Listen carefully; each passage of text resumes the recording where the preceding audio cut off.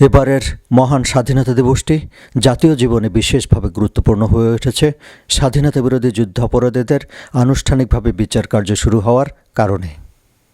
এ উপলক্ষে বাংলাদেশ আওয়ামী লীগ স্কটল্যান্ড শাখা জাতির শ্রেষ্ঠ সন্তানদের গভীর শ্রদ্ধা জানিয়ে একটি আলোচনা সভার আয়োজন করে স্থানীয় জেস্ট রেস্টুরেন্টে।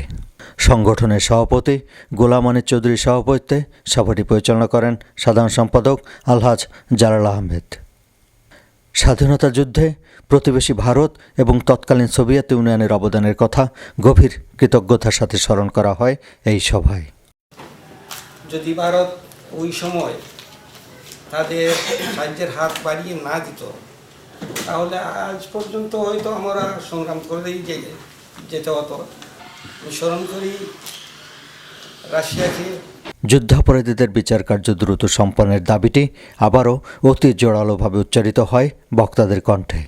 এই সরকারের আমলে যদি যুদ্ধ অপরাধীদের বিচার না হয়, তাহলে ওই নিজামী মুজাহিদদের গাড়িতে আবার ওই শত শহীদের রক্তে ভিজা সবুজের মধ্যে লাল পতাকা আবার ওদের গাড়িতে পথ করে উঠবে।